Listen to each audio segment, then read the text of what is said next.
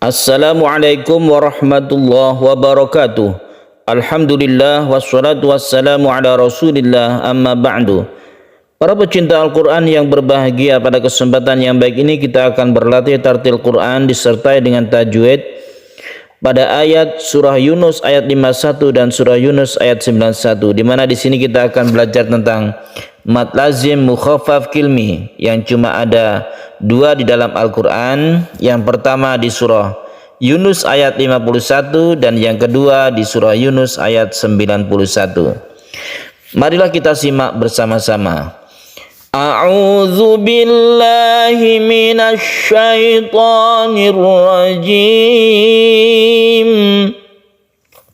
Bismillahirrahmanirrahim. Atsumma idza ma waqa'a amantum bih al-ana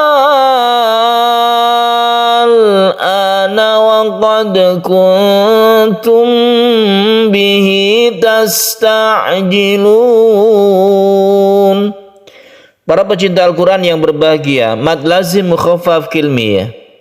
Kita menemukan di sini di ayat 51 surat Yunus ada kata-kata al-ana. Kita membacanya 3 alif, kemudian kita sukun ke lam. Inilah yang disebut dengan mad lazim mukhaffaf kilmi.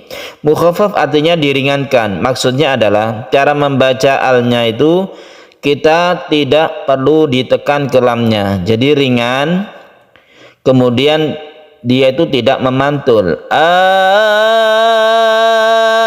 Al-ana.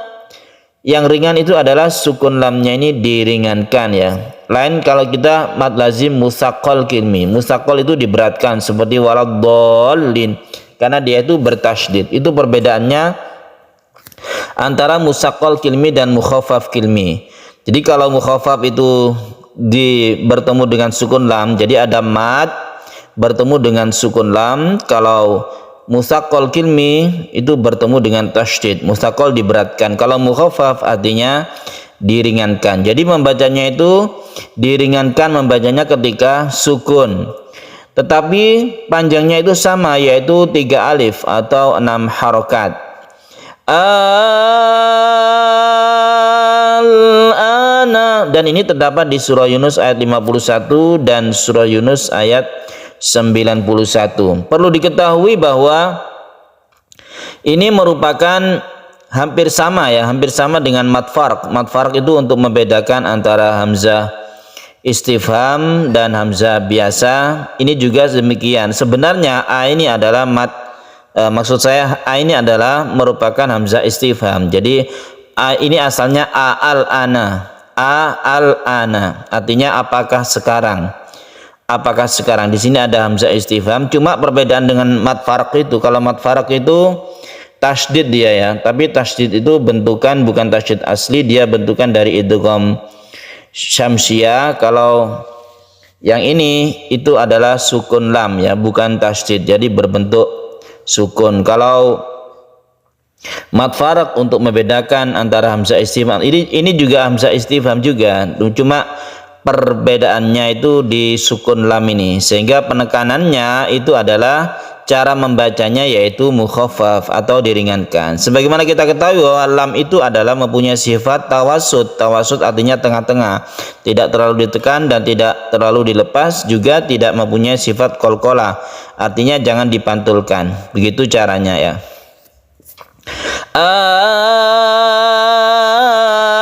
Al-ana.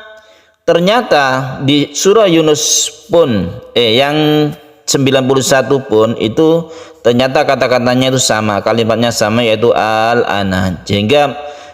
Jadi contoh dari mad lazim mukhaffaf kilmi itu cuma satu, yaitu pada kata al-ana, terdapat di 2 tempat atau 2 ayat, Yunus 91, Yunus 51. Enak menghafalkannya, Yunus 51, Yunus 91.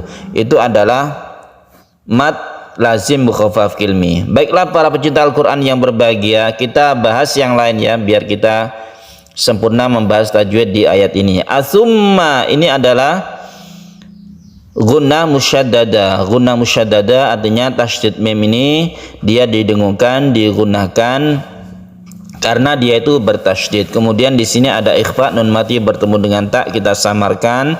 Kemudian mim bertemu dengan ba, ini adalah ikhfa syafawi. Syafawi artinya bibir, maksudnya adalah sukun mim. Mim itu makhrajnya ada di bibir. Ini sama amantum bi, kuntum bi, ini sama kedudukannya. Nun bertemu dengan tak ikhfa, kemudian mim bertemu dengan ba, ini adalah ikhfa syafawi. Kemudian haknya ini adalah hak dhamir yang panjang satu alif karena dia diapit oleh dua huruf hidup, maka dia dibaca panjang. Inilah yang dinamakan dengan mad silah, yaitu mad silah qasirah. Kemudian belakangnya ini tasta'jilun, ini kita panjangkan sebagai mad arid lisukun. Nah, kemudian ayat 91 kita bahas juga, ini mad lazim mutsaqal kilmi. Kemudian waqad asaita. Waqad ini meskipun di akhir kata dalnya, tapi dia di tengah ayat, ini tetap merupakan qalqalah sughra. Demikian juga sukun ba, ini qalqalah sughra dipantulkan tapi dia di tengah kata. Wa kunta minal mufsidin, ada al bertemu dengan mim idhar qamariyah, kemudian belakangnya ini adalah mad arid lisukun. Baiklah, kita baca lagi dari ayat 51 dan 91. Asumma iza ma waqa'a amantum bih al-ana wa qad kuntum bihi tasta'jilun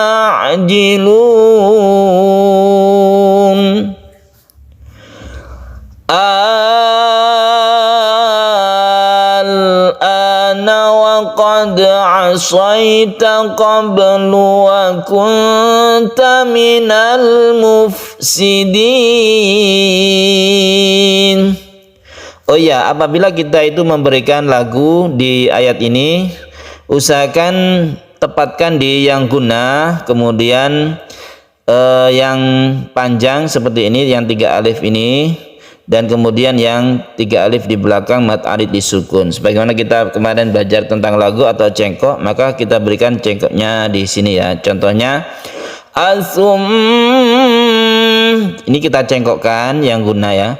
Asumma iza ma waqa'a amantum bih. Jadi ketika mim mati bertemu dengan ba, ini kita lenggokkan. Amantum bih. Al-ana bisa ndak diberi lenggokan atau cengkok? Ini bisa juga ya. Al-ana wa qad kuntum bihi tasta'jilun. Jadi boleh al ini tidak lurus, akan tetapi tetap dalam koridor tajwid ya. Dengan lamnya itu adalah tawassut, tidak terlalu ditekan. Contoh kalau ditekan itu al-ana, sukun lam ini masih mempunyai tawassut itu ya. Jadi jangan terlalu ditekan. Al-ana